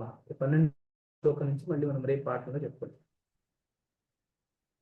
గురు బ్రహ్మ గురు విష్ణు గురుదేవో మహేశ్వరః గురు సాక్షాత్ పరబ్రహ్మ తస్మై శ్రీ గురవే నమః. సంస్కృతం మే ప్రియా భాషా సంస్కృతం చింతయామి సంస్కృతేన సదా వచ్మి సంస్కృతాయ చ జీవనం సంస్కృతాన్ మే స్థితం సర్వం సంస్కృతస్య ప్రతి సదా సంస్కృతే మే దృఢా భక్తిః హే సంస్కృతం నమోస్తుతే. శివాయ గురవే నమః. శివాయ గురవే నమః. శివాయ గురవే నమః. శ్రీ విష్ణు రూపాయ నమః శివాయ. శ్రీ కాశీ విశ్వనాథాయ నమః శివాయ. శ్రీమాత్రే నమః. గురుగారు చెప్పండి. ఒక చిన్న డౌట్. ఇప్పుడు మీరు చెప్తున్నారు కదా, మనం ఇలాగా వీళ్ళని అంటే ఇది మంచి వాళ్ళు, వీళ్ళు రాసినంత మాత్రాన మనం ఇది తీసుకోవాలి అని అనుకోకూడదు. అలాగా అన్ని అనుకుంటుంటాం కదా, ఎంతో మందివి చూస్తూ ఉంటాం ఇప్పటిదాకా. అంటే యాక్చువల్ గా చెప్పాలంటే ఇప్పుడు స్వామి తత్వవిధానంద గారు కూడా మొన్న ఒకటి మాట మాట్లాడారు, మీరు చూసారా? అదే శంకరాచార్యుల వారు ఏవి రాయలేదు అన్నట్టు. ఆయన ఎప్పటి నుంచో చెప్తున్నారు అది ఆ విషయం.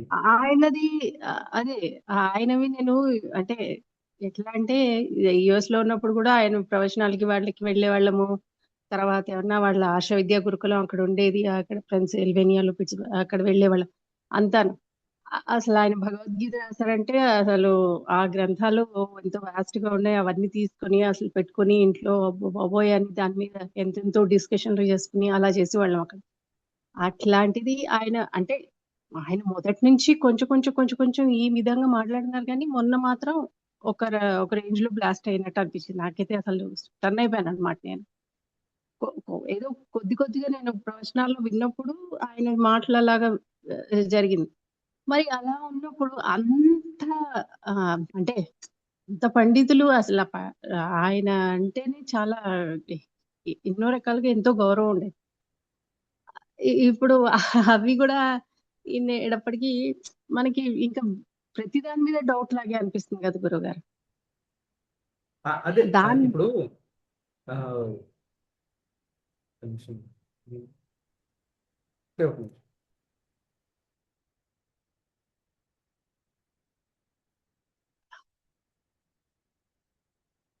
హలో క్షమించండి, వాయిస్ రావట్లేదు. నాకు బ్రేక్ అవుతుందా లేకపోతే? లేదు, ఒక నిమిషం ఉండమన్నాడు. చెప్పండి. ఇప్పుడు ఓకే. నాకు వినపడలేదు మీ మాట అప్పుడే. ఇప్పుడు ఆయన చెప్పారు అంటే ఇప్పుడు ఏం చెప్తామండి, వారు శంకర పరంపర నుంచి వచ్చినటువంటి వాళ్ళే. వారి నాన్నగారు శంకరాద్వైతంలో విశేషమైనటువంటి పండితులు. వారి అవును పేరు తలుచుకుంటేనే శంకర్ల వారి అనుగ్రహం వచ్చేస్తున్నాయి అంత పెద్ద వారు. అవునవును అవును. వారి ఇంటి పేరు వాళ్ళ నాన్నగారి పూర్వాశ్రమం పూర్తి పేరు తెలుసు. వాళ్ళ ఇంటి పేరు చెప్పుకుంటే రాణివారు అంటే చాలు. అవును మనం రాణివారు ఆ పేరు మన నోటి వచ్చిందంటే వీడు పెద్ద పండితుడనే అందరికీ. అలాంటి వాళ్ళు మాట్లాడుతున్నారు అంటే దానికి ఇప్పుడు కొన్ని ఇన్ఫ్లుయెన్సెస్ కూడా ఉంటాయి. ఎవరికి వాళ్ళ ఏం చెప్తాను చెప్పండి. ఇప్పుడు ఎంతమందితో పోరాడగలుగుతాం? అదే అంటే ఇప్పుడు మొన్నటి వరకు కూడా ఇప్పుడు నేను ఇప్పుడు అంటే అందరూ ఆయన మైలవరపు శ్రీనివాసరావు గారు ఆయన లలితా సహస్రనామంతో ఆయన దుకాణం తెరిచారు. ఆయన ఇవాళ లలితాదేవి కంటే సాయిబాబానే గొప్ప అంటున్నారు. ఆయన లలితాదేవి అది చేసింది ఇది చేసింది అని పురాణంలో చూడడమే కానీ మన జీవితంలో ఏమీ చేయలేదు ఆవిడ. యాక్చువల్ గా సంభవం నేను చూస్తున్నాను, ఇలాగా ఇంత తారస్థాయికి వెళ్ళిన వాళ్ళ సంభవం ఎక్కడో ఇట్లా ఆల్మోస్ట్ లాస్ట్ లో ఇలా పడిపోయి ఇలా మాట్లాడడం అంత ఏం లేదు, అసలు ఇదంతా ట్రాష్ అన్న టైప్ లో మాట్లాడడం చాలా మందిని చూస్తున్నాను నేను. అసలు ఎందుకు అవుతుందో అర్థం కావట్లేదు. మరు స్వామి తత్వవిధానంద అంటే ఆయన సన్యాసం తీసుకున్నప్పుడు చిన్మయ మిషన్ నుంచి సన్యాసం తీసుకున్నారు. ఆయన వాళ్ళ నాన్నగారు వాళ్ళు అప్పుడు ఏడ్చారంట. ఆ, ఇక్కడ సన్యాసం అంటే అప్పుడు అంటే మీరు ఎంత పెద్ద పండితులు, మీ అబ్బాయి సన్యాసం తీసుకుంటే ఏడ్చారంటే, మా వాడు సన్యాసం తీసుకున్నాడని నేను ఏడవట్లేదు, ఆ చిన్మయ ఉమ్, మిషన్తో సంబంధం పెట్టుకొని అక్కడ సన్యాసం తీసుకున్నాడు అందుకు ఏడుస్తున్నా నేను. ఏదో ఒక శంకర మఠంలో వెళ్ళి, కంచియో శృంగేరియో ఎక్కడో వెళ్ళి, ఓ శంకర మఠంలో పుష్పగిరి ఎక్కడో వెళ్ళి సన్యాసం తీసుకున్నా కూడా నేను బాధపడేవాడిని కాదు అన్నారు. ఉమ్.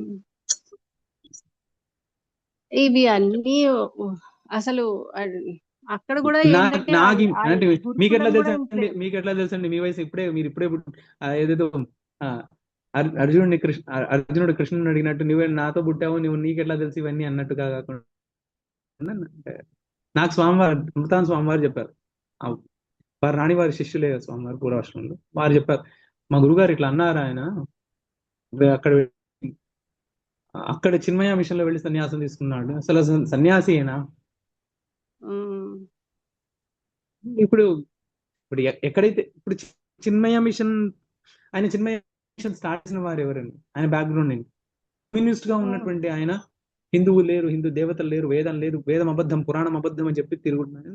ఆయనకి ఏదో ఒక క్షణంలో ఒక ఆ అఘోరి నాగబాబా ఉమ్. ఇన్ఫ్లుయెన్స్ లో వచ్చి ఆయన సన్యాసం తీసుకొని చిన్మయ మిషన్ స్టార్ట్ చేశారు. వేదాంతం ఓ, మాత్రమే మేము ప్రమాణంగా, వేదం మేము ప్రమాణం ఒప్పుకోము, వేదాంతం మాత్రమే మాకు ప్రమాణము. ఉహుం, వేదం ఉంటేనే కదా వేదాంతం ఉంటుంది. ఉమ్, ఉమ్. అవును. ఇంకా ఇప్పుడు మే ఒక్కటండి, కొన్ని బేసిక్ రూల్స్ ఉన్నాయండి. ఉమ్, ఎవరినైనా పరీక్ష చేయాలి, ఎవరినైనా మనం, ఎవరివైనా ఉపదేశాలు మనం వినాలి, ఎవరి దగ్గర ఉపదేశం తీసుకోవాలి అంటే ఈ 4 వాళ్ళ ఆచరణను మనం చూసి మనం ఏమి అందాజు వేయలేము, కానీ వాళ్ళ ఒపీనియన్స్ మనం, వాళ్ళ అంతరంగానే మనం తెలుసుకోవచ్చు. ఒకటి, వర్ణాశ్రమ ధర్మాల పట్ల, స్త్రీ ధర్మాల పట్ల మీ అభిప్రాయం ఏంటి? ఉమ్, వేదం అందరూ అధ్యయనం చెయ్యొచ్చా ఉమ్, అన్నప్పుడు, వేదం అందరూ అధ్యయనం చెయ్యకూడదు, ఎవరెవరి వర్ణానికి తగ్గట్టుగా వాళ్ళు ఆచరించడమే స్వధర్మాచరణ అని ఉమ్, నిర్భయంగా చెప్పగలిగితే, ఉమ్, వాళ్ళకి ఆ విషయంలో, ఆడవాళ్ళు కూడా వేదం చదవచ్చు, ఉమ్, ఆడవాళ్ళు శ్రీ సూక్తం చదవచ్చు, దుర్గా సూక్తం చదవచ్చు అన్నట్టు. వేదేకదేశమైనా చదవకూడదనే ఉందిగా. ఉమ్, ఏవి చదవచ్చు ఆడవాళ్ళు? ఒకవేళ ఆ స్త్రీ యొక్క పతి అగ్నిహోత్రి అయ్యి ఉండి యాగాదులు ఉమ్, అగ్నిహోత్రము, ఇష్టి ఇత్యాదులు చేస్తున్నప్పుడు ఆ ఇష్టిలో వచ్చేటువంటి పత్ని మంత్రాలు ఏవైతే ఉన్నాయో అవి చెప్పొచ్చు. అవి కూడా వేదైక దేశం కదండి, చెప్పొచ్చు. అంటే అక్కడ చెప్పాలని ఉంది కాబట్టి చెప్పాలి. అవి ఉమ్, కూడా కంఠస్థం చేసి చెప్పాలనేది. అక్కడ అధ్వర్యుడో అగ్నిధ్రుడో ఎవరో చెప్పిస్తారో అవి చెప్పినప్పుడే చెప్పాలి. ఉమ్, పత్ని పత్ని అనువాకం అని అంటారు దాన్ని. అంటే పత్ని అనువాకం వెంట తర్వాత తిరిగి చెప్పాలి. ఉమ్, అలా వేదం చెప్పాలి, వేదం మంత్రం మనం ఒక్కటైనా చెప్పాలి అంటే ఎవరెవరు ఆడవాళ్ళు వాళ్ళ భర్తని అగ్నిహోత్రము, సోమయాగం చేయమని చెప్పేసి ప్రోత్సహించి వాళ్ళ చేత అగ్నిహోత్రం చేయించి వేదేకదేశం చెప్పండి. ఇలా ఎవరైనా చెప్పగలిగితే వాళ్ళు నిజంగా ధర్మనిష్ట ఉన్నటువంటి వాళ్ళు. రెండోది, అన్ని మతాలు ఒకటే అనగానే ఏకం సత్ విప్రా బౌధా వదంతి అనేటువంటి వేదాంత వాక్యాన్ని తీసుకొచ్చి అన్ని రిలీజన్స్ ఒకటే అని అన్నారనుకోండి, త్యాజ్య. ఎలాగైతే పాము కాటు వేస్తే ఏలుగు పాము కాటేసింది అనుకోండి, డాక్టర్ దగ్గరికి పోయే లోపల వేలా నువ్వా అని అంటే వేలు కోసేసుకుంటాం కదా.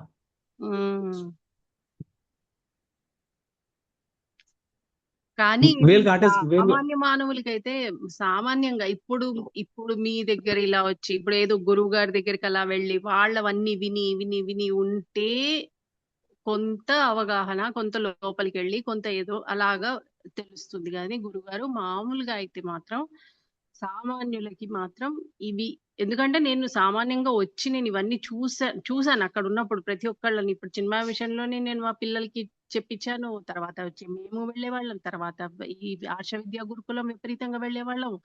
స్వామి తత్వ విధానంద గారివి, దయానంద సరస్వతి గారివి, వాళ్ళందరివి కూడా ప్రవచనాలు విన్నాం, సీడీలు విన్నాం, అన్ని అయినాయి. ఓకే, ఇప్పుడు వాళ్ళు అప్పుడు మధ్య మధ్యలో ఏదో ఒకటో రెండో మాటలు అలా మాట్లాడుతుంటే ఓకేలే పొరపాటున ఏమైనా మాట్లాడారేమో అన్నట్టు అలాగా తీసేసేవాళ్ళం. ఇప్పుడు ఈ మొన్న మాట్లాడిన దానికి మాత్రం నాకు అసలు ఇంకా షాక్, అసలు అంత షాక్ నేను తీసుకోలేకపోయాను. సో అలా అయింది. ఇలాగా ప్రతి ఒక్కళ్ళు వాళ్ళ వాళ్ళ ట్రైడ్స్ అని బయటికి వస్తుంటే ఇంక షాకుల మీద షాకులు. ఇంక నిజంగా ఎవరిని నమ్మాలి, ఎవరిని నమ్మకూడదు అన్న అంటే దేవకి ఒక విషయం చెప్తానండి నేను. ఇప్పుడు సమయం ఎలాంటి సమయం అంటే, ఇప్పుడు ఇన్ని రోజులు వీళ్ళు ఎవ్వరివి బయటపడలేదు. అవును. అట్లీస్ట్ ఓ 10 మంది ముందర ఆర్య సమాజాన్ని గురించి మాట్లాడే ధైర్యం కూడా ఎవరూ చేయలేదు. రెండో వ్యక్తి ముందర ఏమన్నా ఒపీనియన్ ఉంటే వాళ్ళు ఒపీనియన్ పెట్టుకునేవాళ్ళు. నాకు ఆర్య సమాజం నచ్చదండి, మీ ఇష్టం, మీరు వెళ్తే వెళ్ళండి, నేను రాను అని మాట్లాడుకునేవాళ్ళు. ఇవాళ ఈ ఈ ఈ వీడియో నేను తీసి నేను యూట్యూబ్ లో కూడా పెడుతున్నాను. నేను ధైర్యంగానే పెడుతున్నాను, ఎందుకంటే ఇవాళ ధర్మోత్థానానికి ఆ మళ్ళీ ఆ ఆ చక్రం, ధర్మచక్రం కింది దాకా వెళ్ళిపోయి ఇంకా ఇంతకంటే ఇంకా కిందకి వెళ్ళే ఇది లేదండి. ఇక్కడి నుంచి ఇంకా పైకే ఉత్థానం, ధర్మాచరణ చేసేవాడు ఉత్థానం. కాబట్టి ఇవాళ ధైర్యంగా మనం మాట్లాడుతున్నాము అంటే పరిస్థితి ఇవాళ కూడా. క్రితం సంవత్సరం వరకు కూడా ఎవరు కూడా సాయిబాబా విషయంలో ఎవరు మాట్లాడేవాళ్ళు కాదు. అవును. అవును. నేను 2016లో ఒక సోమయాగం జరిగింది బీచ్ పల్లిలో. అక్కడికి వెళ్ళినప్పుడు అక్కడ ఒక పెద్ద డిస్కషన్. నేను ఒక్కడిని ఒకవైపు, 20 మంది ఒకవైపు. ఎట్లా మీరు సాయిబాబా దేవుడు కాదంటారు? మా అమ్మ సాయిబాబా నమ్ముకుంది కాబట్టి నేను బతికినా అని అంటాడు. ఇప్పటికి కూడా జనాలు చంద్రుణ్ణి చూసి దాంట్లో సాయిబాబా కనిపించాడు, ఇక్కడికి చూసి అక్కడ కనిపించాడు, అక్కడ చూసి ఇక్కడ కనిపించాడు. అసలు ఎంత మారిపోయిందంటే చక్కగా ప్రతి సంవత్సరం వెంకటేశ్వర స్వామి గుడికి తిరుపతి వెళ్ళేవాళ్ళు మా ఇళ్లలో. వాళ్ళు అన్ని వదిలేసి షిరిడి వెళ్ళడం, సాయిబాబాని మాత్రమే పట్టుకోవడం, అలా తయారైంది. అంతంత చక్కగా గాయత్రి అనుష్ఠానాలు అంతంత చేసుకునే వాళ్ళు కూడాను. ఇప్పుడు ఇవన్నీ అలా జరిగినవి ఇప్పుడు మళ్ళీ ఆ ఇళ్లలో మళ్ళీ తీసి పెడుతున్నారు. ఇప్పుడు ఒక వ్యక్తి ఫోన్ చేసి, ఇవాళ నిమిషాంబ దేవాలయంలో ఉప్పల్లో ఉన్నటువంటి నిమిషాంబ దేవాలయం ఉంది రాఘవేంద్ర గారు, మీకు తెలుసా? మా ఇంటి దగ్గరే గురుగారు. మీ ఇంటి దగ్గర అయితే అక్కడ క్రితం సంవత్సరము ఆ గుడికి చాలా మంది రావట్లేదు అని చెప్పేసి వెనకాల సాయిబాబా గుడి కట్టారు. పక్కనే దాని అనెక్సర్ గా కట్టారు గురుగారు. నిమిషాంబ అమ్మవారి గుడికి ఎవరు రావట్లేదు అని చెప్పి సాయిబాబా ప్రతిష్ఠ చేశారు. ఇప్పుడు జనాలు ఫోన్ చేసి వాళ్ళ చైర్మన్ వాళ్ళందరూ, మీరు ఎందుకు సాయిబాబా విగ్రహం పెట్టారు, తీసేయరా అని అడిగితే, అప్పుడు ఎప్పుడో చేసామండి, ఇప్పుడు తీసేయడం కుదరదు, అసలు మాకు డబ్బులు వస్తుంది దానివల్ల, మేము ఎందుకు తీసేస్తాము.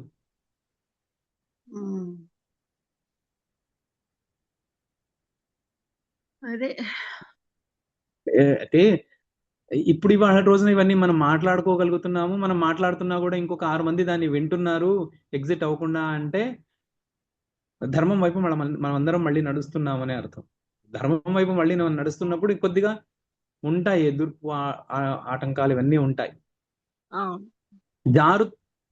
ఇప్పుడు పర్వతం కొండ ఎక్కాలి అన్నప్పుడు కష్టం ఉంటుందండి.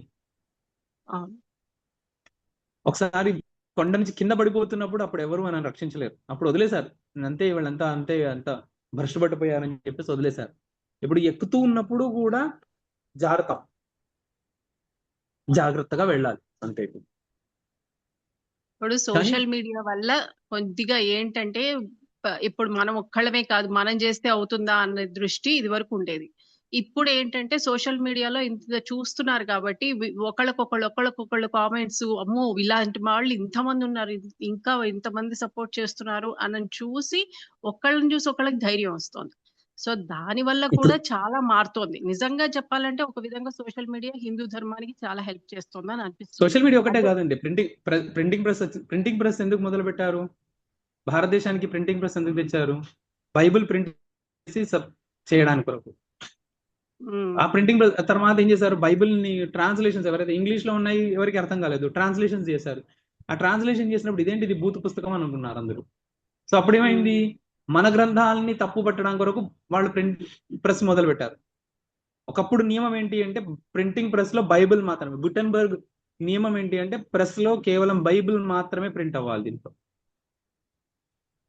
ఖచ్చితంగా శాసనం రూల్ ఉండేది. ముల్లర్ కూడా అంతే కదా గురుగారు, మ్యాక్స్ ముల్లర్ కూడా వచ్చిందే మొత్తం అంతా మోక్ష ముల్లర్ అని చెప్పి ఆయనకి అసలు ఎంత పట్టం కట్టారు. ఆయన ఇంతకి చేసింది ఏంటి అంటే కనుక పూర్తి కన్వర్షన్ కోసం మన వేదాలన్నిటినీ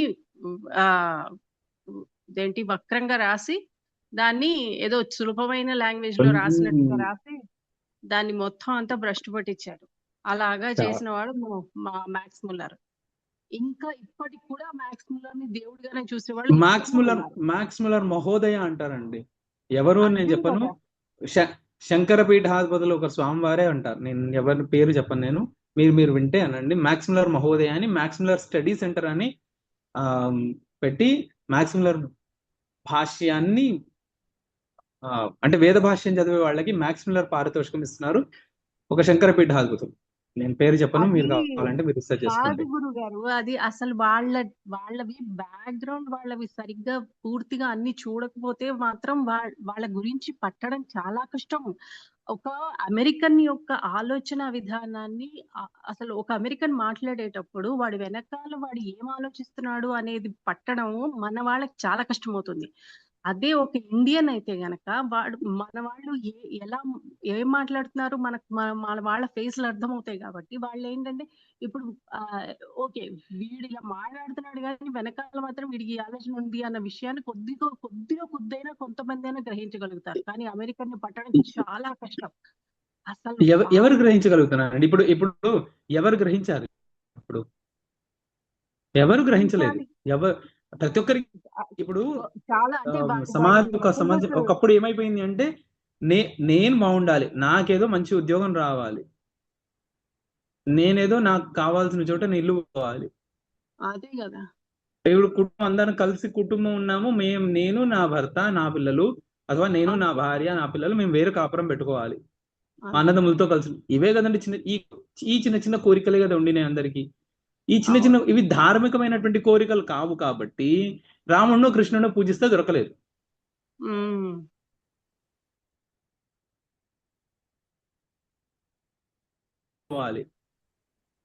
అని అధార్మికమైనటువంటి కోరికలు ఎక్కడ పూజ చేస్తే దొరికాయి? అధార్మికమైన వాళ్ళ దగ్గర పూజ చేస్తే దొరికాయి. కాబట్టి వాళ్ళు దేవుడు అయ్యారు అందరు. మనం ధార్మికమైనటువంటి కోరికలు పెట్టుకొని ఉంటే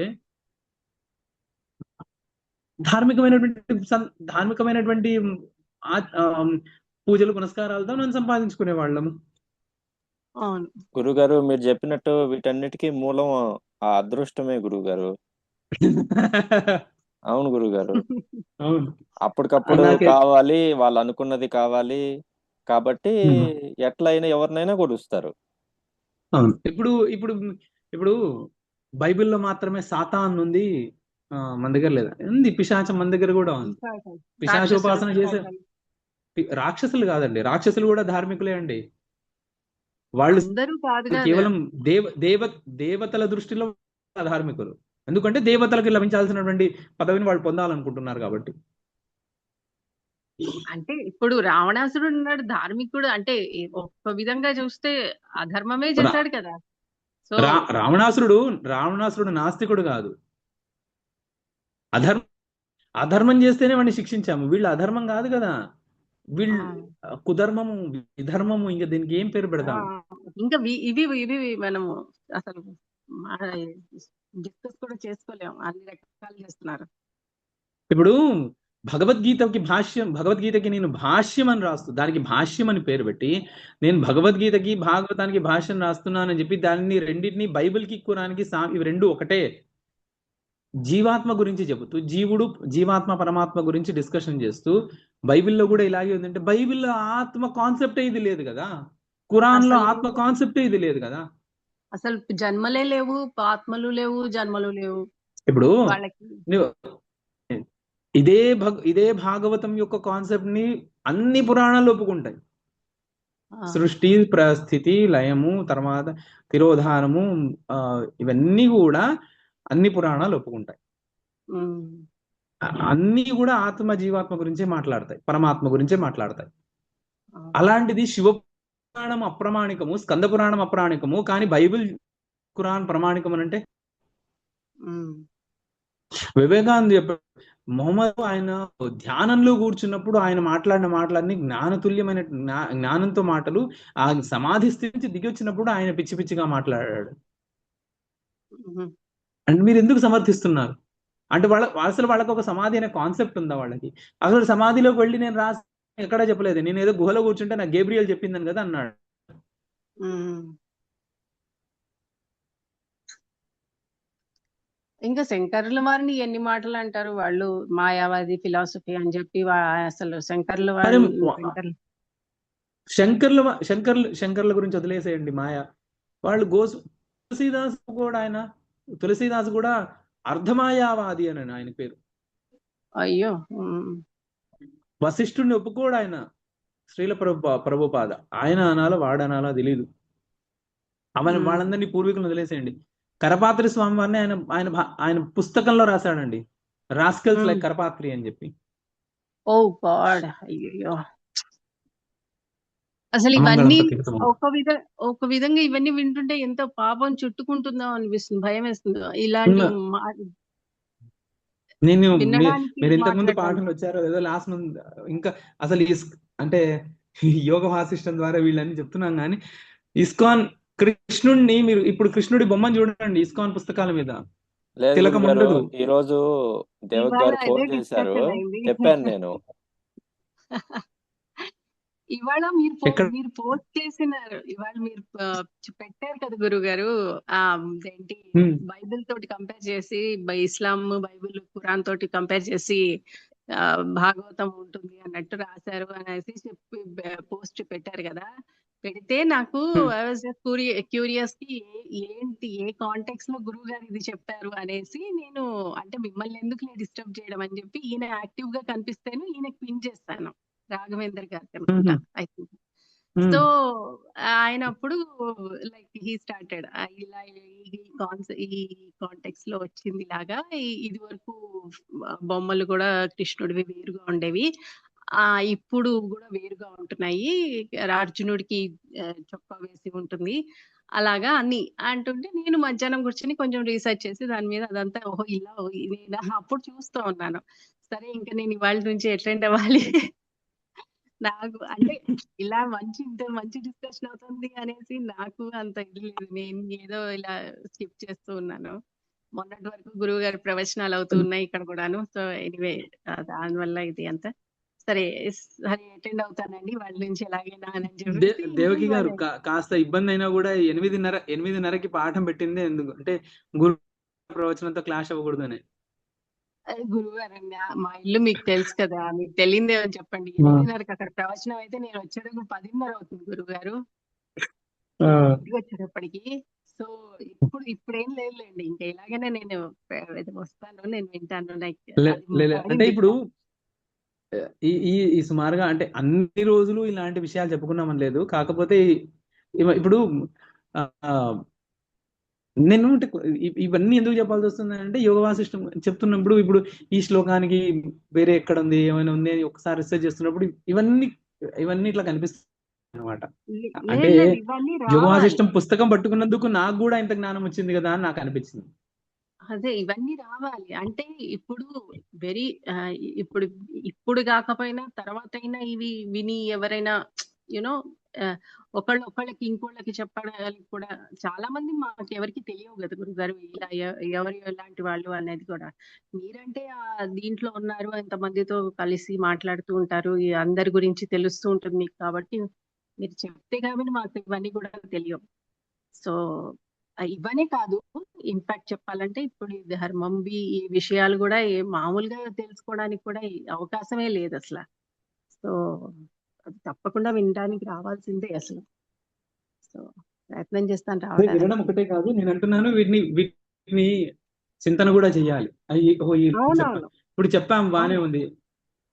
అవును, మీరు ఒకసారి ఈసారి ఇస్కాన్ వాళ్ళని కలిసినప్పుడు కృష్ణుడికి ఎక్కడ పోయింది తిలకం అడగండి. కస్తూరి తిలకం ఎక్కడ పోయింది కస్తూరి తిలకం? ఇంకో షాక్ అయిన విషయం చెప్పనా, నేను 6 ఏళ్ళు ఇస్కాన్ లో ఉన్నా. ఓకే, ఇప్పుడు మీకు కృష్ణ భక్తి ఉంది కాబట్టి ఎవరెవరైతే కృష్ణ భక్తులో వాళ్ళందరూ కూడా మీ బంధువులు, బాంధవ, మేమందరం బాంధవ భక్త అన్నట్టు మీరు బాంధవ కృష్ణ భక్త అనుకుని ఉంటారేమో కానీ సో మీరు నాకు తెలియదండి, అంటే మీరు ఎట్లా ఇస్కాన్ లో ఉన్నారో నాకు తెలియదు. నాకు ఫస్ట్ ఇస్కాన్ గురించి నాకు ఎప్పటి నుంచో ఉంది. బట్ నేను 2002లో ఇస్కాన్ గురించి విన్నాను. ఎప్పుడు బెంగళూరులో ఇస్కాన్ టెంపుల్ అయ్యింది అన్నప్పుడు. ఓకే. నాకు ఆ రోజే వాళ్ళ మీద నమ్మకం లేదు. గురుగారు యాక్చువల్ గా నాకేంటంటేనండి, నేను అసలు ఈ వాళ్ళు లోపల ఇండెప్త్ నేను వాళ్ళది ఏంటి అనేది నాకు తెలియదు. నేను జస్ట్ మీరన్నట్టు కృష్ణుడు భక్తి, వాళ్ళు అసలు రేంజ్ లో భక్తి, వాళ్ళ భక్తిని చూసి నేను అసలు ఇది అయిపోయాను. వాళ్ళు ఎప్పుడైతే భగవద్గీతలో కృష్ణుడికి కాదండి, శివరాత్రి వ్రతం చేస్తే తప్పు, కానీ కృష్ణుడికి శాంతాక్లాస్ బట్టలు వేసి పూజ చేస్తే తప్పు లేదా? అదే కదా. అప్పుడు వాళ్ళు చాలా నాకు మంచి కన్వర్షన్స్ అయినాయి నా విషయంలో. అప్పుడు మళ్ళీ భగవంతుడి దయ వల్ల నాకు గురువు గారు వచ్చి ఉపదేశం చేసి ఇలాగా గురుగారితో ఫస్ట్ టైం మాట్లాడాను, ఉపదేశం ఇచ్చారు. తర్వాత వెంటనే ఇది మనకు కాదమ్మా అన్నారు. ఆ క్షణం మీరు నమ్మరు, నేను వదిలేశాను. మళ్ళీ తర్వాత నో కాంటాక్ట్, నో నథింగ్.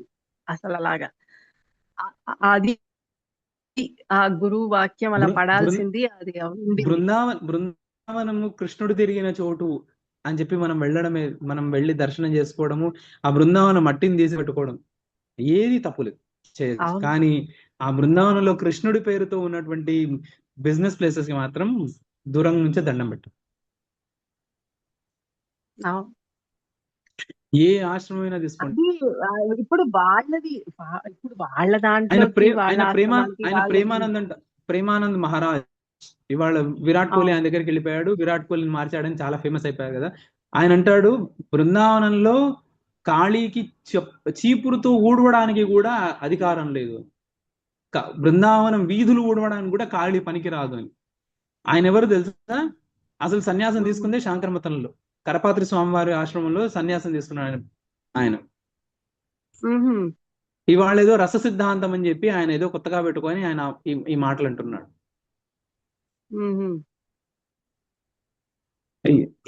ఎవరిని నమ్మాలి? రస సిద్ధాంతం అంటే ఇప్పుడు నారద భక్తి సూత్రాలని ఆధారం చేసుకొచ్చింది రస సిద్ధాంతం. దాంట్లో రసం ఇలా లేదు కదా, భక్తి ఇలా లేదు కదా. మళ్ళీ అదే ప్రేమానందం అంటాడు, బైబిల్లో ఉన్నటువంటి కృష్ణుడు ఒకటే. మా దేవకి గారు ఇది ఆల్రెడీ డిస్కస్ చేసాం, మీరు మొదటి రోజు అన్నారు కాబట్టి నేను మళ్ళీ పునరావృతం చేస్తున్నాను. రామ అన్నప్పుడు అధర్మం వైపు వెళ్లే వాళ్ళు చాలా తక్కువ ఉంటారు, కొద్దిగా బుద్ధి తక్కువగా వెళ్తుంది. కృష్ణ అనే శబ్దాన్ని కృష్ణ అని సరిగ్గా ఉచ్చరించకుండా కృష్ణ ఎప్పుడైతే అంటున్నామో అప్పుడే మనం వెళ్ళిపోతుంది. రామనామానికి కృష్ణనామానికి ఉన్న తేడా అంతే. అదే ఇవాళ అంటూ ఉన్నారు, చెప్తూ ఆ విషయం కూడా వచ్చింది.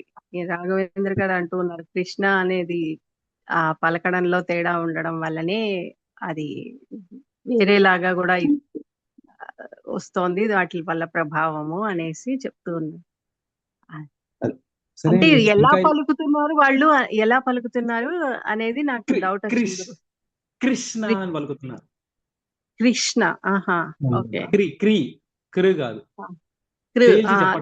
మామూలుగా రుకారం ఉంటుంది కదా, కృష్ణ అనుకుంటాము. బోడుపల్లో అనుకుంటా, ಅಥವಾ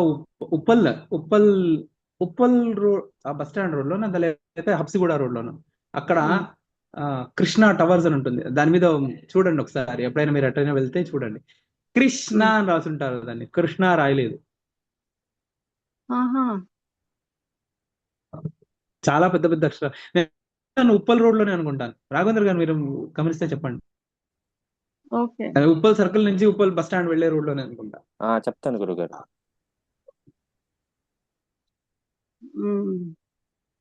కాబట్టి ఇలాంటి చాలానే విషయాలు మేము మాట్లాడుకుంటున్నాము. పాఠానికి వస్తే ఇంకా చాలా విషయాలు ఏంటంటూ మాట్లాడుకోవచ్చు. మళ్ళీ మనం పాఠంలో కలుద్దాం. నమస్కారం గురుగారు, ధన్యవాదాలు. నమస్కారం గురుగారు.